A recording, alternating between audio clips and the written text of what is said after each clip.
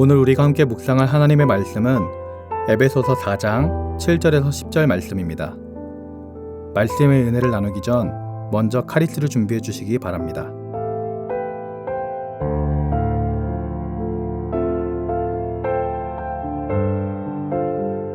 우리 각 사람에게 그리스도의 선물의 분량대로 은혜를 주셨나니 그러므로 이르기를 그가 위로 올라가실 때에 사로잡혔던 자들을 사로잡으시고 사람들에게 선물을 주셨다 하였도다.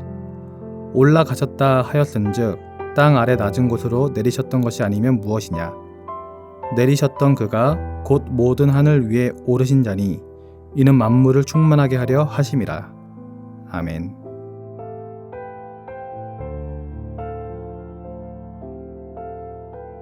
바울은 예수 그리스도께서 교회 구성원 각 사람에게 분량대로 은혜를 나누어 주셨다라고 말합니다.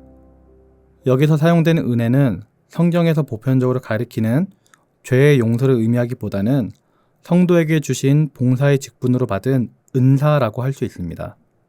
하나님께서는 각 사람에게 다양한 은사를 주십니다. 고린도전서 12장은 은사의 종류 몇 가지를 우리에게 소개를 해주고 있습니다. 어떤 사람에게는 성령으로 말미암아 지혜의 말씀을, 어떤 사람에게는 같은 성령을 따라 지식의 말씀을, 다른 사람에게는 같은 성령으로 믿음을, 어떤 사람에게는 한 성령으로 병 고치는 은사를, 어떤 사람에게는 능력 행함을, 어떤 사람에게는 예언함을, 어떤 사람에게는 영들 분별함을, 다른 사람에게는 각종 방언 말함을, 어떤 사람에게는 방언들 통역함을 주시라니. 여기서는 몇 가지만 이렇게 소개되었지만 성경 말씀 전체를 찾아보면 은사는 더욱 다양하고 많은 것을 발견할 수 있습니다. 하나님께서 우리에게 은사를 주시는 목적은 무엇일까요? 은사를 주시는 목적은 그리스도를 머리로 하여 한 몸된 교회를 효과적으로 섬기게 하기 위해서입니다. 우리가 구원의 은혜를 받아서 구원을 받은 존재가 되었지만 우리는 여전히 부족한 점이 많고 교회를 이끌어 나가기에는 완벽하지가 않습니다. 흠이 있는 것이죠. 그렇기 때문에 온전하지 못한 성도들이 연합하기 위해서는 주님의 은혜가 필요한 것입니다. 우리에게 주신 성령의 은사는 예수 그리스도의 선물입니다. 이 선물은 예수님께서 부활 승천하심으로써 사단에게 승리하시고 그의 성도들에게 나누어 주신 것입니다. 이 은사는 예수님을 믿는 모든 성도에게 주시는 것입니다. 그렇기 때문에 우리는 예수님께서 성령을 통해 우리에게 주신 은사가 무엇인지를 발견할 필요가 있습니다. 그리고 그 은사를 사용하여서 교회를 더욱 복되게 하고 하나님께 영광 올려드릴 수 있어야 하는 것입니다. 또한 바울은 교회가 연합해야 함을 강조합니다. 예수 그리스도를 머리로 한 교회는 한 몸이 되어야 하는 것입니다. 그러나 한 몸에도 각 부분의 역할이 다르듯이 각자의 특성을 가지고 있습니다. 몸은 하나이지만 몸에는 많은 지체가 있습니다. 팔과 다리, 몸통, 손과 발, 손가락, 발가락 등 몸에는 각기 다른 지체가 무수히 많이 존재하는 것입니다. 그러나 각기 다른 특성을 가지고 있다 할지라도 결국 한 몸으로 움직여야 하는 것이죠. 팔과 다리가 따로 움직이면 안 되는 것입니다. 예전에 조기 축구회를 한 적이 있는데 축구를 하다 보니 무릎이 아팠습니다. 쉬는 시간에 같이 축구를 하는 축구팀 총무님한테 무릎이 아프니 경기가 잘 안 된다라고 얘기를 했는데 그 총무님이 당연한 소리를 한다면서 이런 얘기를 했습니다. 우영아, 너 새끼손가락 다치면 축구할 수 있을 것 같냐? 보통 손가락으로 축구하는 거 아니니까 다들 상관없다고 생각하는데 몸에 작은 문제 하나만 있어도 경기가 제대로 되지 않는 게 운동이다 라며 아픈 무릎 부여잡고 뛸 생각하지 말고 저에게 쉬라고 하였습니다. 새끼손가락으로 축구하는 건 아니지만 새끼손가락에 통증만 있어도 축구가 안 된다라는 것이죠. 그리스도께서 주신 은혜와 은사를 받은 구성원들은 각자의 모양대로 봉사함으로써 교회의 연합과 성장을 위해서 힘써야 합니다. 여기서 우리가 기억해야 할 것은 이 은사는 우리가 원하는 것을 주시는 것이 아니라 주님이 각자의 분량대로 주신다라는 것입니다. 주님이 주시고자 하는 것을 주신다라는 것이죠. 분량대로라는 말은 알맞게 측정된 것에 따라서라는 의미입니다.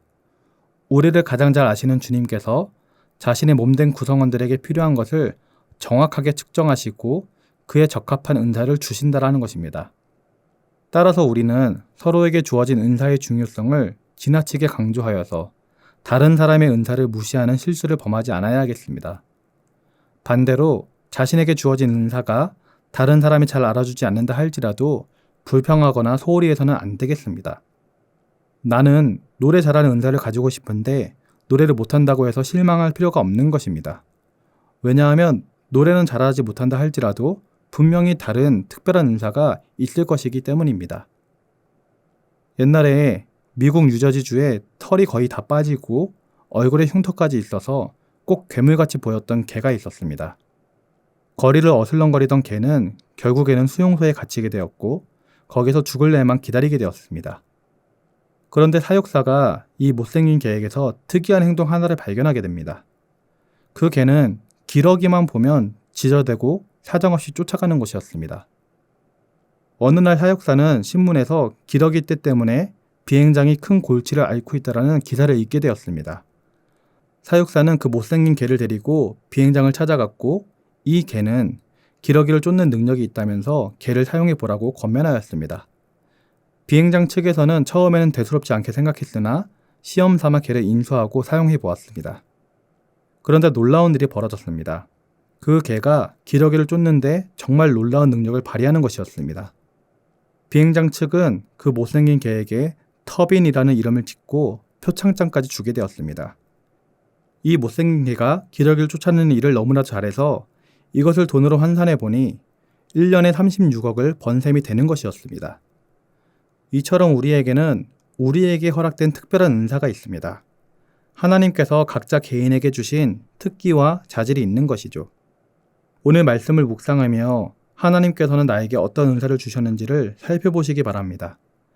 그리고 내가 이 은사를 사용하여서 어떻게 하면 교회에 덕을 끼칠 수 있는지, 또한 어떻게 하면 하나님께 영광 올려드릴 수 있는지를 기도해 보시기 바랍니다.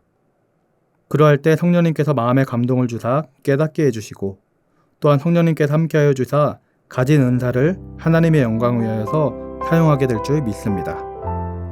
기도하겠습니다. 사랑의 하나님 아버지, 하나님께서는 각자의 분량대로 은사를 주시는 것을 깨닫게 됩니다.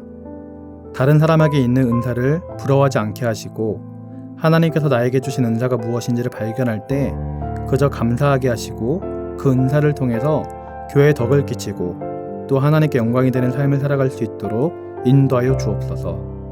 우리 성도님들이 가진 은사를 사용하여서 신앙생활을 할 때 우리 교회가 더욱더 아름다워지도록 또한 더욱더 튼튼해지도록 축복하여 주시옵소서.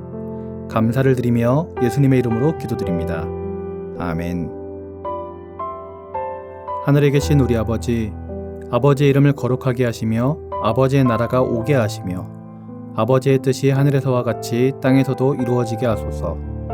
오늘 우리에게 일용할 양식을 주시고 우리가 우리에게 잘못한 사람을 용서하여 준 것 같이 우리 죄를 용서하여 주시고 우리를 시험에 빠지지 않게 하시고 악에서 구하소서.